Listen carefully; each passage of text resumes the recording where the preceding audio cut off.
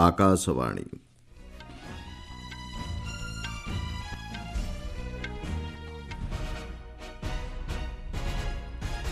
आबुधाबीर युवराज एवं प्रधानमंत्री नरेंद्र मोदी मध्य नुआदिल्ली विभिन्न द्विपाक्षिक प्रसंग नहीं चली आलोचना।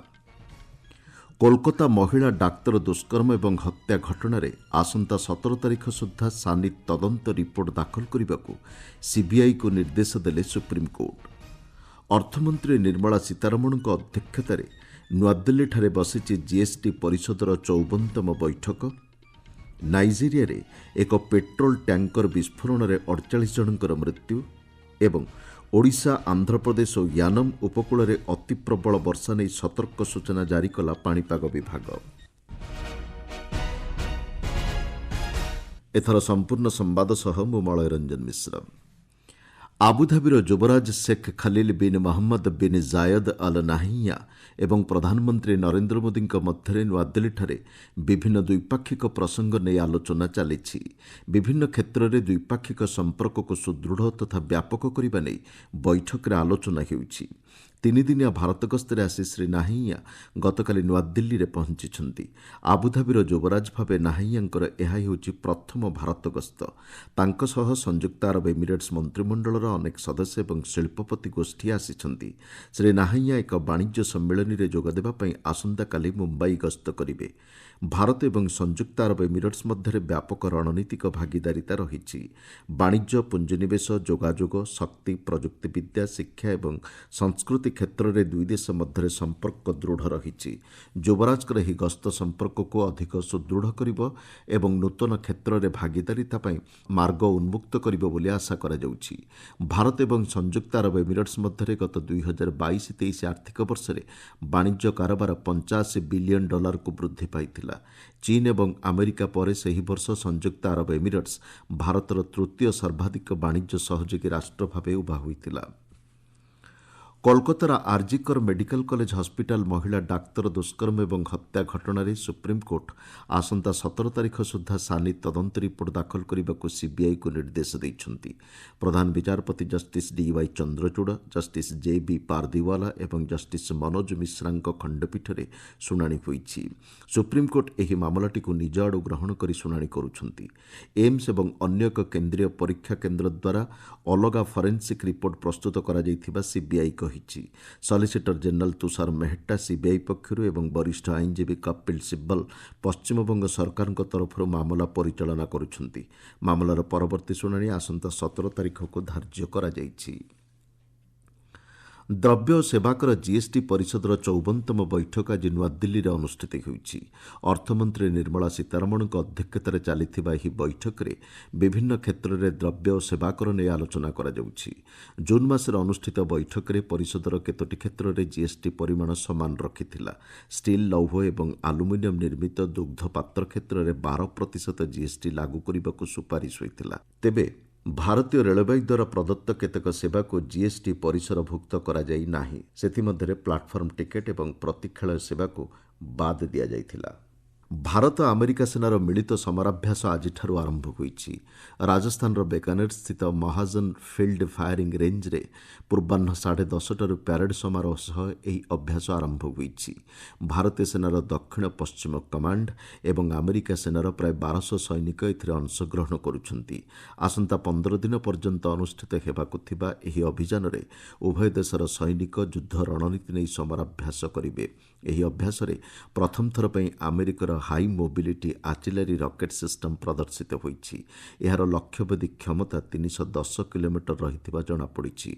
उभय सेनार आभ्यंतरीण क्षमता वृद्धि सह आवश्यक स्थले एकाठी काम करिवार संभावना को सुदृढ़ करिबा एही समराभ्यासर मूल उद्देश्य। आपण माने संवाद शुणुछन्ति आकाशवाणी।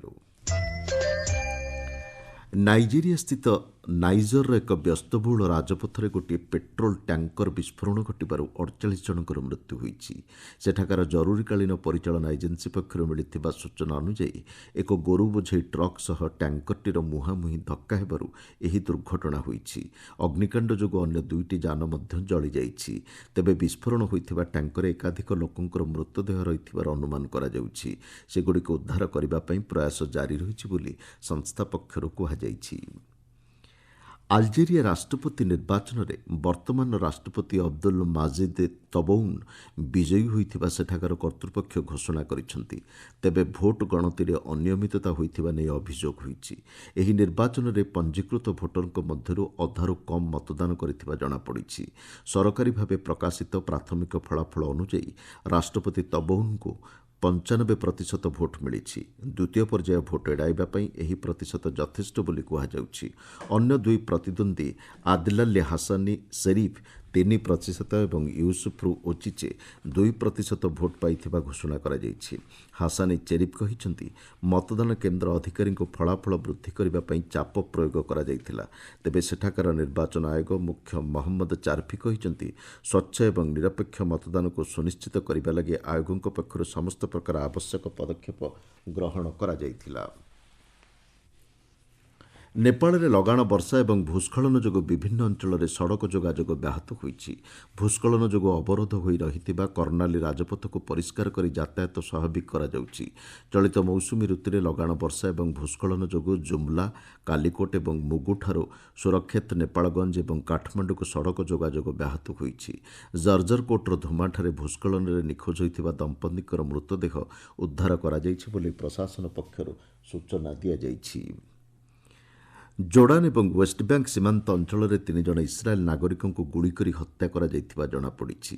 ଇସ୍ରାଏଲ ପ୍ରତିରକ୍ଷା ବାହିନୀ ଆଇଡିଏଫ୍ କହିଛି, ମେହେରଜାଜି ନାମକ ବନ୍ଧୁକଧାରୀ ଜୋର୍ଡାନ ପଟୁ ଏକ ଟ୍ରକ୍ରେ ଆସି ଆଲେନ୍ ବ୍ରିଜ୍ ନିକଟରେ ପହଞ୍ଚି ଗୁଳିମାଡ଼ କରିଥିଲା। ଇସ୍ରାଏଲ ସୁରକ୍ଷାକର୍ମୀଙ୍କ ପାଲଟା ଗୁଳିମାଡ଼ରେ ସେହି ବନ୍ଧୁକଧାରୀ ନିହତ ହୋଇଛି।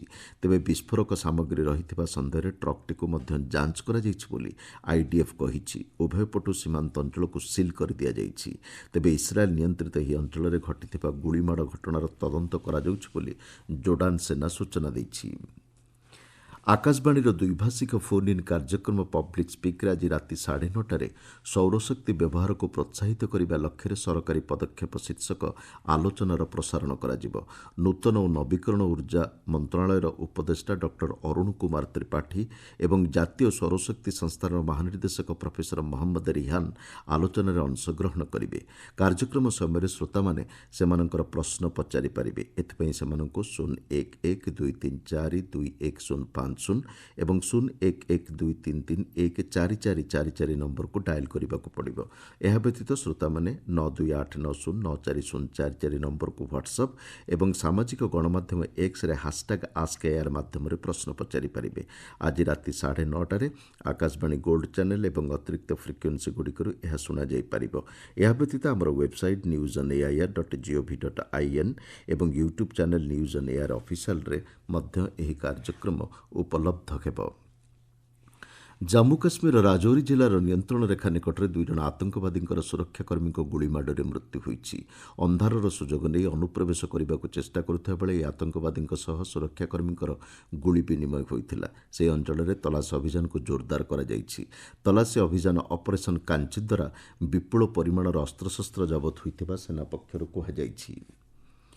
ଭାରତୀୟ ପାଣିପାଗ ବିଭାଗ କହିଛି, ପଶ୍ଚିମ କେନ୍ଦ୍ରୀୟ ଏବଂ ତତ୍ସଲଗ୍ନ ଉତ୍ତର ପଶ୍ଚିମ ବଙ୍ଗୋପସାଗରରେ ସୃଷ୍ଟ ଲଘୁଚାପ ଉତ୍ତର ପଶ୍ଚିମ ଦିଗରେ ଗତି କରୁଛି। ଏହା ଓଡ଼ିଶାର ପୁରୀ ଉପକୂଳ ଦେଇ ଅତିକ୍ରମ କରିଥିବା ଜଣାପଡ଼ିଛି। ଏହା ଛତିଶଗଡ଼ ଏବଂ ଓଡ଼ିଶାର ବିଭିନ୍ନ ଅଞ୍ଚଳକୁ ଗତି କରୁଛି। ଏହାର ପ୍ରଭାବରେ ଓଡ଼ିଶାର ବିଭିନ୍ନ ଅଞ୍ଚଳରେ ବର୍ଷା ଜାରି ରହିଥିବା ବେଳେ ଆନ୍ଧ୍ରପ୍ରଦେଶ ଏବଂ ୟାନମ୍ ଉପକୂଳ ଅଞ୍ଚଳରେ ପ୍ରବଳରୁ ଅତି ପ୍ରବଳ ବର୍ଷା ହେବାର ସମ୍ଭାବନା ରହିଛି। ଆସନ୍ତା 11 ତାରିଖ ପର୍ଯ୍ୟନ୍ତ ମତ୍ସ୍ୟଜୀବୀମାନେ ସମୁଦ୍ର ମଧ୍ୟକୁ ନ ଯିବା ପାଇଁ ପାଣିପାଗ ବିଭାଗ ପକ୍ଷରୁ ପରାମର୍ଶ ଦିଆଯାଇଛି। ମୁଖ୍ୟ ସମ୍ବାଦଗୁଡ଼ିକ ପୁଣି ଥରେ। ଆବୁଧାବିର ଯୁବରାଜ ଏବଂ ପ୍ରଧାନମନ୍ତ୍ରୀ ନରେନ୍ଦ୍ର ମୋଦିଙ୍କ ମଧ୍ୟରେ ନୂଆଦିଲ୍ଲୀଠାରେ ବିଭିନ୍ନ ଦ୍ୱିପାକ୍ଷିକ ପ୍ରସଙ୍ଗ ନେଇ ଚାଲିଛି ଆଲୋଚନା। କୋଲକାତା ମହିଳା ଡାକ୍ତର ଦୁଷ୍କର୍ମ ଏବଂ ହତ୍ୟା ଘଟଣାରେ ଆସନ୍ତା 17 ତାରିଖ ସୁଦ୍ଧା ସାନି ତଦନ୍ତ ରିପୋର୍ଟ ଦାଖଲ କରିବାକୁ ସିବିଆଇକୁ ନିର୍ଦ୍ଦେଶ ଦେଲେ ସୁପ୍ରିମକୋର୍ଟ। ଅର୍ଥମନ୍ତ୍ରୀ ନିର୍ମଳା ସୀତାରମଣଙ୍କ ଅଧ୍ୟକ୍ଷତାରେ ନୂଆଦିଲ୍ଲୀଠାରେ ବସିଛି ଜିଏସ୍ଟି ପରିଷଦର 54ତମ ବୈଠକ। ନାଇଜେରିଆରେ ଏକ ପେଟ୍ରୋଲ ଟ୍ୟାଙ୍କର ବିସ୍ଫୋରଣରେ 48 ଜଣଙ୍କର ମୃତ୍ୟୁ ଏବଂ ଓଡ଼ିଶା, ଆନ୍ଧ୍ରପ୍ରଦେଶ ଏବଂ ୟାନମ୍ ଉପକୂଳରେ ଅତିପ୍ରବଳ ବର୍ଷା ନେଇ ସତର୍କ ସୂଚନା ଜାରି କଲା ପାଣିପାଗ ବିଭାଗ। ସମ୍ବାଦ ଶେଷ ହେଲା।